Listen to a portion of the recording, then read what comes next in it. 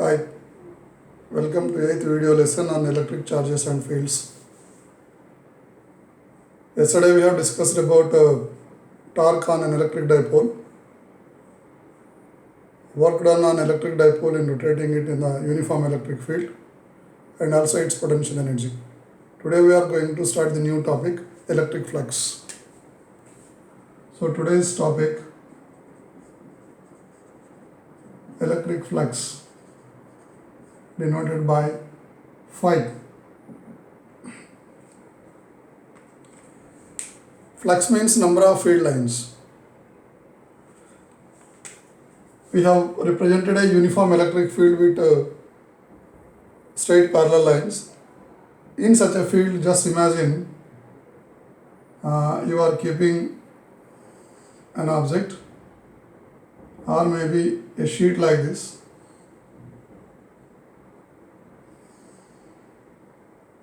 and these represent the uniform electric field lines. So all the lines should have same length and all of them should be pointing in the same direction. Such a field is known as uniform electric field. So like this. Now you write it as E. That means you have created a uniform electric field in the plane of the board. We know that the area is a scalar quantity, but in order to make it a vector, we will draw a normal to the surface area of the sheet. So here somewhere, select a point and draw a normal, so that the area A now will become a vector quantity. So the normal drawn to the surface area, let us say it makes an angle theta with the field direction. So here I have created electric field like this, and in that this is actually electric field lines are going like this. Now the sheet is not exactly like this, but rather sheet is like this. So now to make it as a vector, area as a vector, I have drawn a perpendicular like this. So therefore there is some angle between normal drawn to the surface of this body and the electric field. So how do you define electric flux means? It is actually number of electric field lines,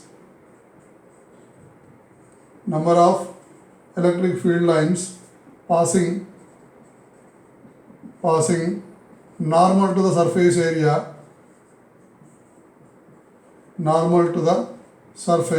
area, of the body. Right. So here there are two technical terms. One is electric field lines, other is surface area. So this will tell you how actually the flux is existing. But how much is existing you cannot calculate. So you require a mathematical expression in order to calculate flux through any surface. So therefore, with the help of these two, you can try to write an expression for flux, that is phi equals to electric field lines. Electric field lines will represent the strength of the electric field. So this is E. Right. Now E is a vector quantity, we know this. And surface area. We made area as a vector by drawing normal to the surface. So here I am writing area vector. So I have now two vectors with me. One is area vector, other is the electric field vector. So from the definition only I have taken these two terms. Electric field lines means electric field, surface area is here.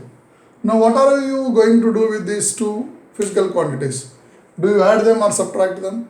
No, you cannot do this, because principle of homogeneity says that physical quantities of same nature can be added and subtracted. Physical quantities of same nature can be added or subtracted.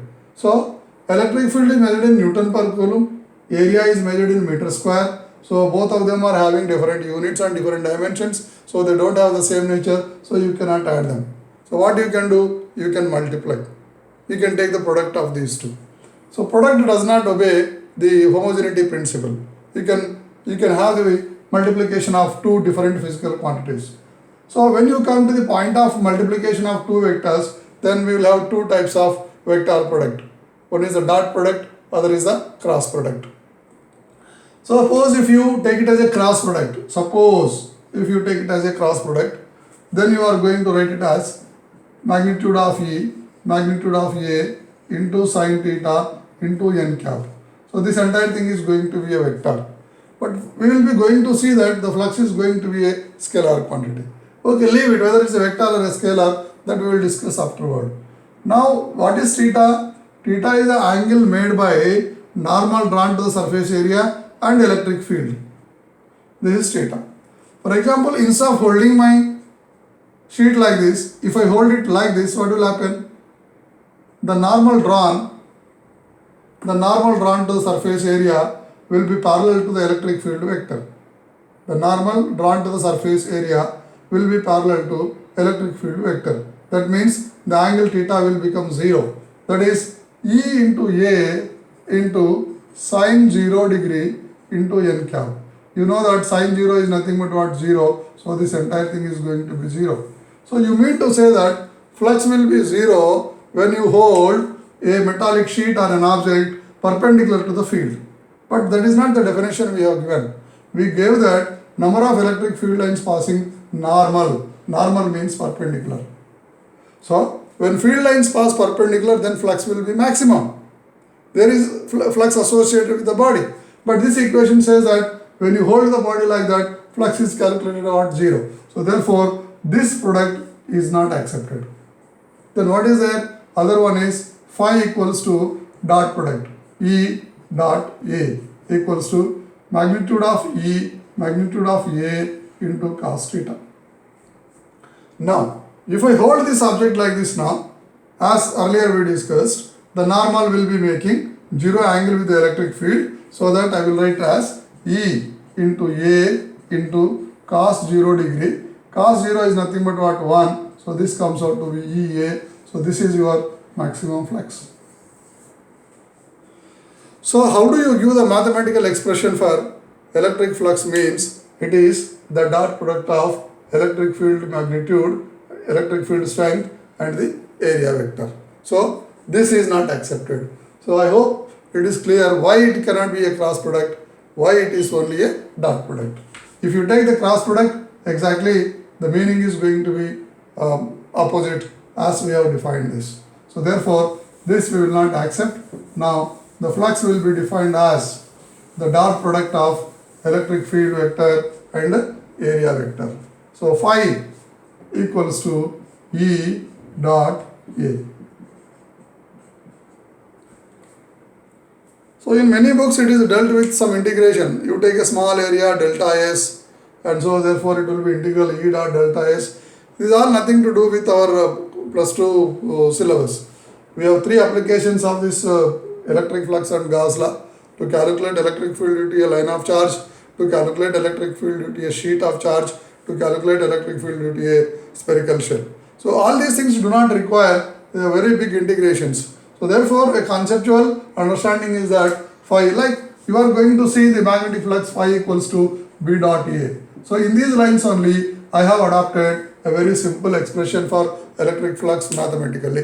It is a dot product of electric field vector and area vector. So if you want to write the magnitude for this one, phi equals to E A cos theta is the magnitude. So this is magnitude expression and this is overall expression. Now, so what about the nature of electric flux? Is it a scalar or a vector? So dot product of two vectors is always a scalar. W equals F dot S we have written in class 11th. Force is a vector quantity, displacement is a vector quantity, but work done is a scalar quantity. So dot product of two vectors always gives a scalars. In similar lines, flux phi is a scalar. Phi is a scalar quantity. SI unit. SI unit. E is measured in Newton per coulomb. So Newton per coulomb into area is measured in what? Meter square. So you can write it as Newton meter square coulomb power minus 1. The other unit is, you can write it as electric field will be written as volt per meter. Electric, that we will be seeing in the next chapter. When you come to electric potential and capacitance, we will define this. So either Newton per Coulomb or volt per meter into meter square. So meter and square will be cancelled. So this is volt into meter.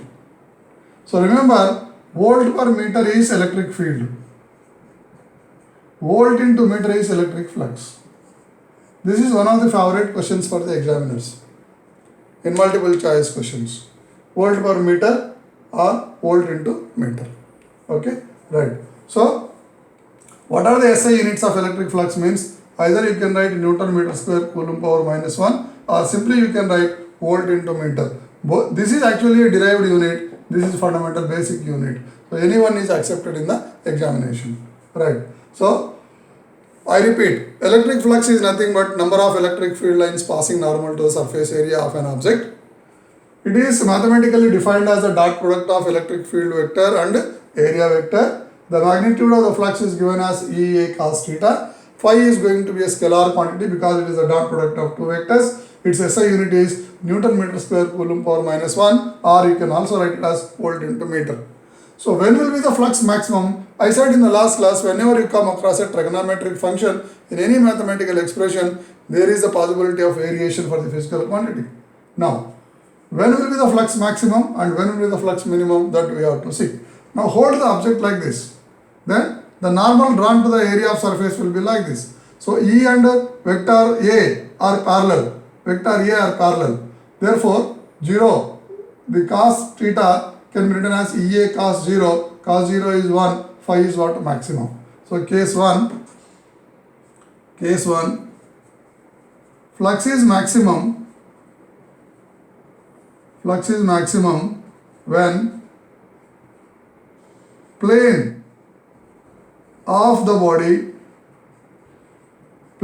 body is perpendicular to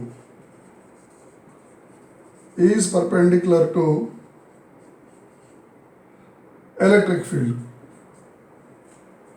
Perpendicular means it is 90 degree, so that EA cos 90 0, so flux is going to be 0, but you have written maximum. So this where actually you need to understand. Theta we are not measuring between the plane and the electric field. Theta is not measured between plane and electric field. Theta is measured between normal drawn to the plane and the electric field. So when plane is perpendicular, normal is parallel to the electric field, then theta will become what? 0 degree, flux will be maximum. So simply you remember, these are the field lines and I am holding an object like this. Now this object is associated with maximum flux. If I go on rotating this, what will happen? The theta value will be gradually decreasing. And when it comes like this, the theta value will be gradually increasing. When it comes like this, then angle will be 90 degree. So electric field line, and this is the normal drawn, angle will be 90 degree, flux will be what? 0. So number 2, flux is 0. Flux is 0 when plane is parallel to the field.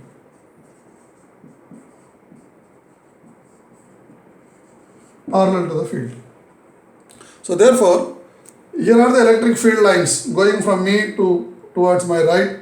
Now I am holding an object like this. So this is called plane. Now all the lines are now passing parallel to the plane. So if the field lines pass parallel to the plane, flux is 0. If field lines pass perpendicular to the plane, the flux will be maximum. Remember this statement. Flux is maximum when plane of the body is perpendicular. Flux is 0 when plane is parallel. Remember this much. And rest of the things we will see in the Gauss theorem. Right? Now, so we will go ahead to the other thing, that is nothing but Gauss law. Gauss law in electrostatics.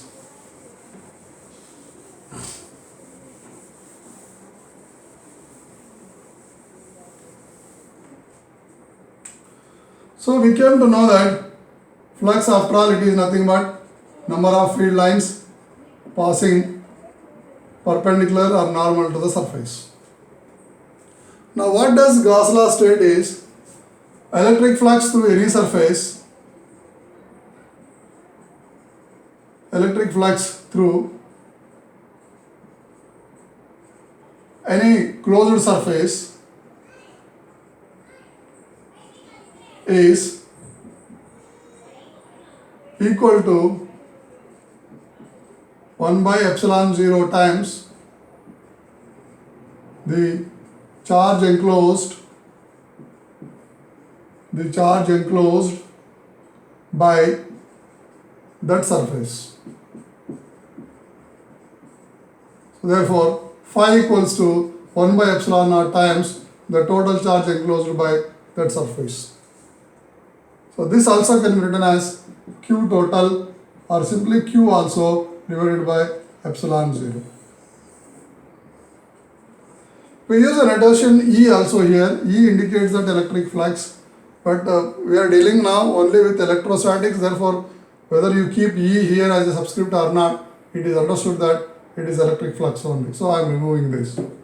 So flux is nothing but Q total divided by epsilon naught.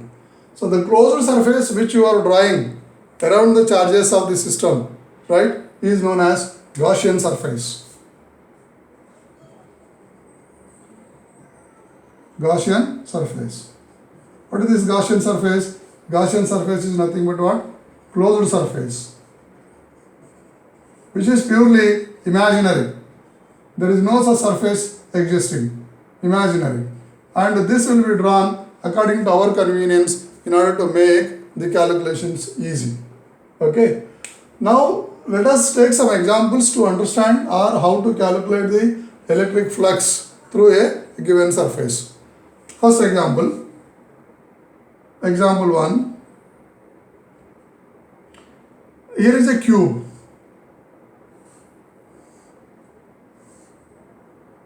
So like this.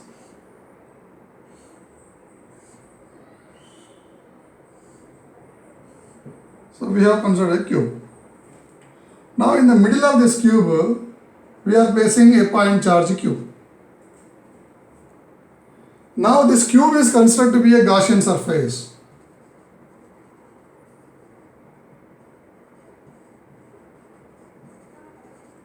Because it's a closed surface. Cube you can imagine, and in the middle of the cube you are placing a charge of magnitude Q. What is the electric flux through the cube? Phi through the cube equals to how much? So Gauss law provides us some facility that irrespective of the shape of the Gaussian surface, whether you draw it in the form of a sphere, or you draw it in the form of a cube, or if you draw it in the form of a parallelopipe, or you draw it in the form of a cylinder, for any surface, irrespective of the shape of the surface, flux is always equal to 1 by epsilon naught times the total charge enclosed by that surface, irrespective of shape of the surface. Right. So now this Gaussian surface is in the form of a cube. I also can say that a charge Q is enclosed in a cubical Gaussian surface. So this is what? Cubical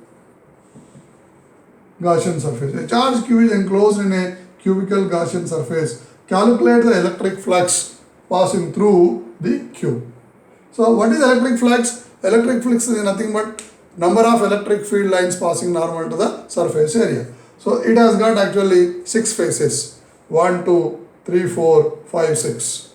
Okay. Now, is it perpendicular to, suppose I draw a line here, it will be like this electric field also. And for this, electric field will be like this electric field line. So this line is passing perpendicular to this face, and this line is passing perpendicular to this face. And this face, if I draw a line, it will come like this, it will be perpendicular. If I draw a line behind the board, it will go perpendicular to that face, opposite to the front one. And if I draw it here, it will come like this. And if I draw here, like this. So, electric field lines are passing perpendicular to the surface area to every cube. So, every cube will contribute for electric flux. Then how much? The law says that electric flux through any closed surface is 1 by epsilon naught times. So, phi through the cube equals to 1 by epsilon naught times the total charge enclosed by that surface. So, this entire surface, how much charge it is enclosing? Only Q. So therefore this is Q. So answer is Q by epsilon naught. Right? Now another question is phi through any one phase. Cube has 6 phases. How much is the flux passing through phase? So phase means there are 6 phases. All 6 phases put together they contribute for a total flux of Q by epsilon naught. Remember, flux is a scalar quantity. So this is one flux, this is other flux, this is other flux, this is other flux, this is other flux, and back to the board other flux. All of them are put together, it is Q by epsilon naught. Therefore individually it should be Q by epsilon naught whole divided by 6. When 6 phases contribute to the flux of Q by epsilon naught, then each phase must have a flux of Q by epsilon naught divided by 6. So this is Q divided by 6 epsilon naught. So through the phase is this one, through the cube is this one. So this is also one of the important questions for 1 mark. Okay. Now, so this is a point charge, right? We will see the other one. Like I remove this. 2 point charges, let me consider at the same time. So example 2.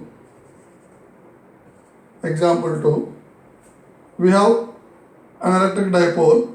This is plus Q, and at some distance there is what? Minus Q. If these two are enclosed in a Gaussian surface, this is called as spherical Gaussian surface.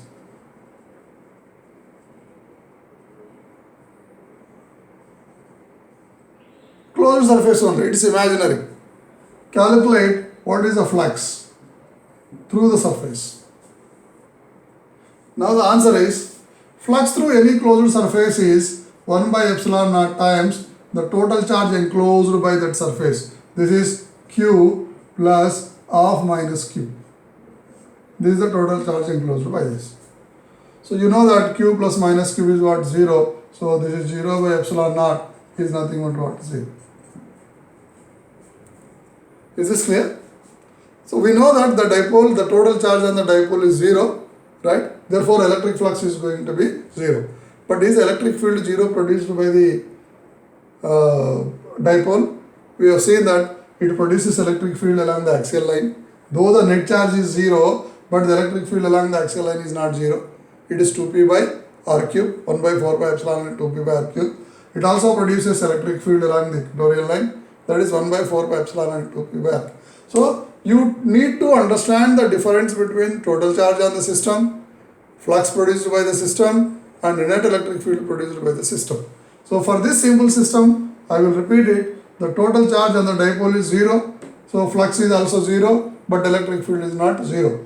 There may be a point where the net electric field is going to be 0. That is at what? Infinity. Right. Now, third example we will take.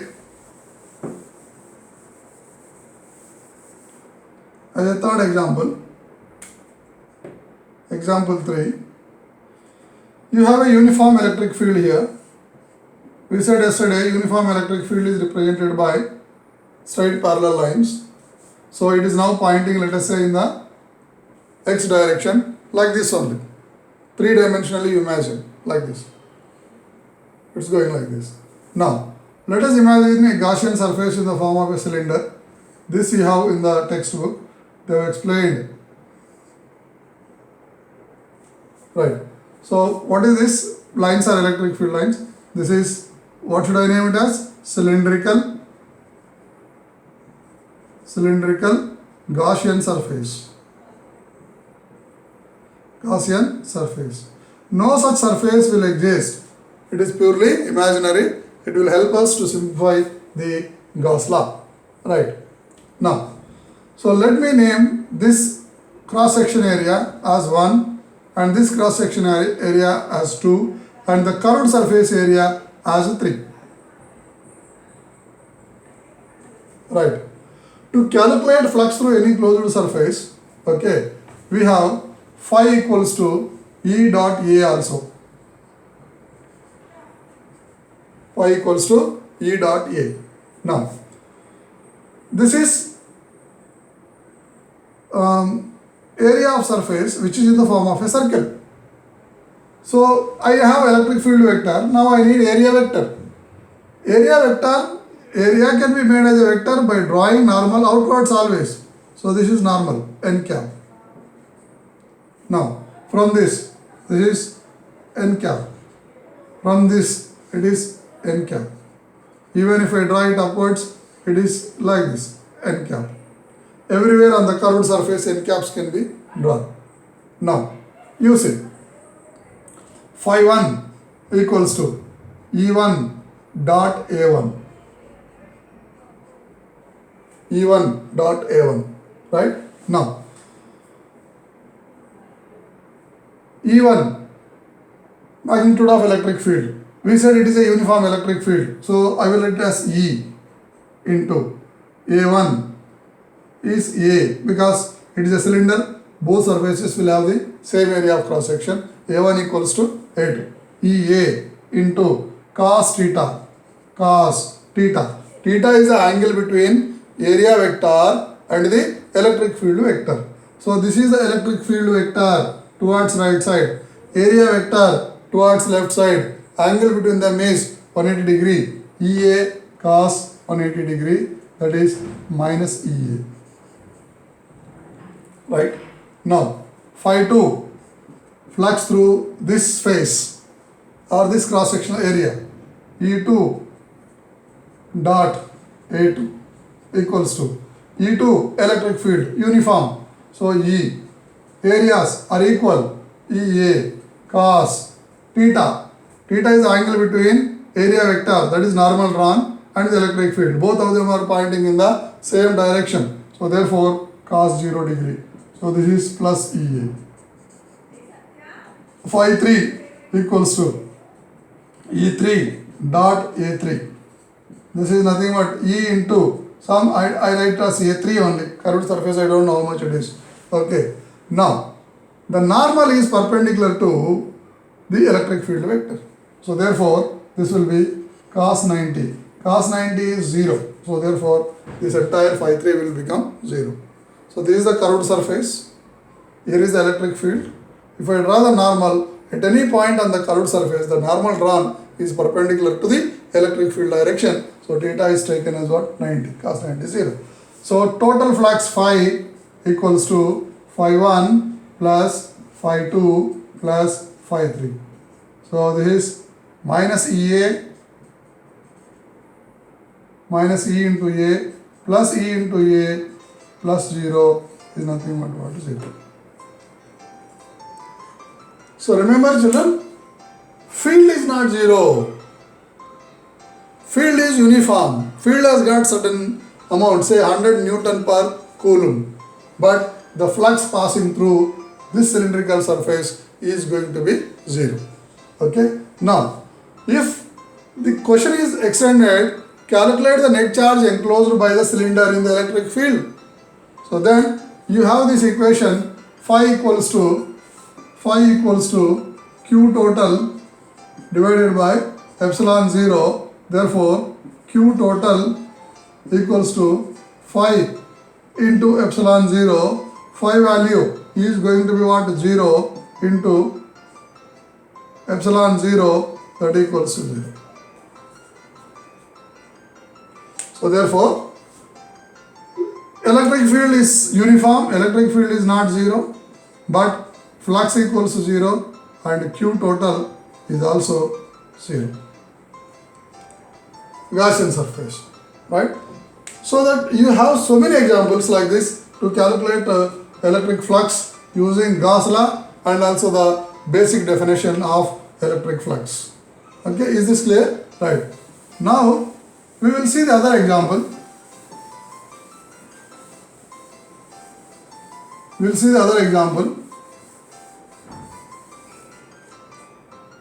Like, you have a coordinate system, x-axis, y-axis, and this is nothing but what? 0, 0. So at some distance, say A, you have placed a charge Q, and here there is 2Q.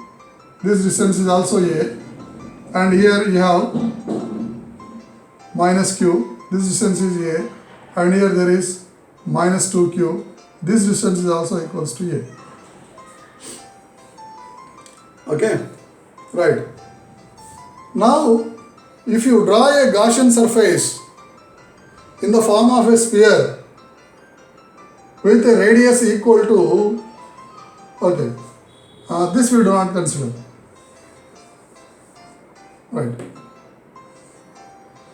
Gaussian surface with radius equal to A, then what is the electric flux? Spherical Gaussian surface. This is S1. If you draw another Gaussian surface with 2A as a radius, this is your S2. You have to calculate phi 1 equals how much and phi 2 equals to how much. Right. Electric flux through any closed surface, let us do for phi 1, is Q total divided by epsilon 0. That is Q total. This entire system will enclose Q plus of minus Q whole divided by epsilon naught, 0 by epsilon naught equals to 0. Okay, right. Then phi 2 equals to Q total again. I am writing the same equation, epsilon 0. Right. Now you see, this is the, now forget about this. Forget about this. So this Gaussian surface is enclosing, here there is a charge Q, here is 2Q, here is minus Q. So total charge is nothing but minus Q plus 2Q whole divided by epsilon 0. Minus Q plus Q 0, so answer is phi 2 equals to 2Q by epsilon 0. Okay. Suppose if they are asking, they are drawing two Gaussian surfaces like S1 and S2, calculate the ratio of the flux enclosed by S1 and S2 means you can write phi 1 divided by phi 2 equals to Q by epsilon 0, that is 0, divided by 2Q by epsilon 0, so it's going to be 0. Ratio is 0. But this will be a little bit meaningless. See the individual fluxes, this will be good. So this we don't do it. So flux through S1 is 0 and the flux through S2 is 2Q by epsilon naught. So like this, you can have any number of applications based on